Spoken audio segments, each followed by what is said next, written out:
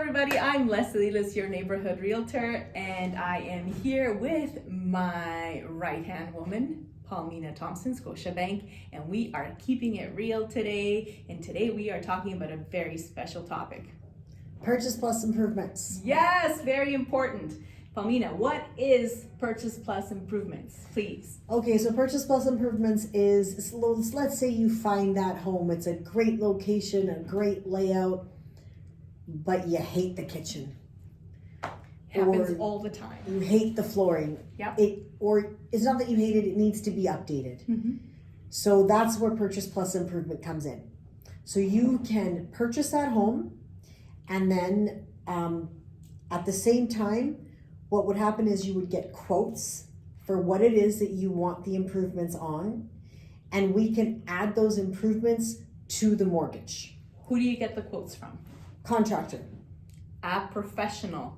Correct. Not Uncle Joe or your sister Susie or whoever, who may be amazing at what they do, but they have to be professionals in their trade. Correct. So we need, now, if you get a quote, you don't necessarily have to use that specific contractor that gave you the quote. However, the cost and what you are doing needs to be the same. Okay, so if you are going to do the kitchen, for example, and the quote that you give me is for laminate countertop, but then after everything is said and done, you now put granite. Well, unfortunately, we are not going to cover that because now the cost is higher. That's right. So anything that you have on that quote, the material has to be the same. It has to be comparable. And the reason why the quote is required up front is because when we submit your file, we have to, let's say it's less than 20% down, therefore it's going through the mortgage insurer, which would be CMHC, as most people know it. But there are two others, Genworth and Seguin, I believe is what they're called now. They need to know what you're doing to the home, because we're going to obtain an as-is value, and then we're going to obtain an as-completed value based on the quote and the improvements that you are making. Okay, now the other thing that you need to know about this is in reference to the funds for the improvements, those are not given to you at time of possession. What happens at the time of possession when you see your lawyer, the lawyer is going to request the funds for the purchase price, for the mortgage amount plus, your down payment. That's what's going to go to the lawyer and to the vendor. For the improvements, it's done, you can either do it in one shot or in stages, okay? So we can have it just up to 3 disbursements. Each disbursement is a minimum of $5,000. So let's just say, for example, your improvement is going to cost $30,000. If we divide that into 3, that's $10,000.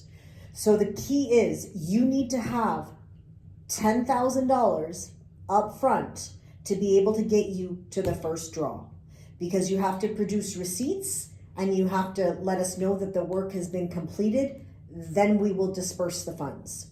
Okay, so this is some really good information here, Paulina. So first thing to remember, guys, is plan. Make sure you create a plan of what it is that you want to fix, you want to change, you want to demolish, whatever it is. Create a plan, and then with that plan, get those quotes from the professionals, get them to the bank, and as Paulina said, the quotes are to figure out a range, get an idea of how much it's going to cost, and make sure, because now you have a plan, you stick to what you said you were going to do. So if you said you are doing laminate floors, you are putting in laminate floors. But before we get to that, Paulina mentioned another key point, guys. It is that to begin with, the bank is only providing the proceeds for your mortgage. That way you can move in and start your renovations once you're in the house. And then once that's happening, the bank begins to provide the draws, right? It provides the amounts in different stages. So that's really important. But key thing, going back to my point there, was if you say you're going to put in laminate floors, make sure you put in laminate floors. Because if you switch that to tile or you switch it to hardwoods, number one, that cost is going to change. Huge. And guess what? Paulina's going to come back to you and say, you've only been approved for laminate flooring.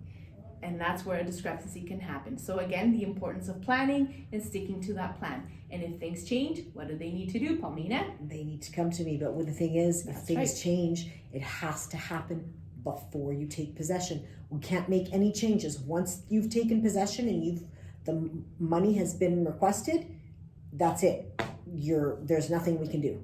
Okay, so that was another key point, guys. So again, that brings us back to the initial thing. Plan, plan, plan. Decide what it is that you want. And if you can't decide, then maybe this may not be the option for you. But if you know already what you want, you've got a plan together, you're ready to move in and get started, Purchase Plus Improvements is for you.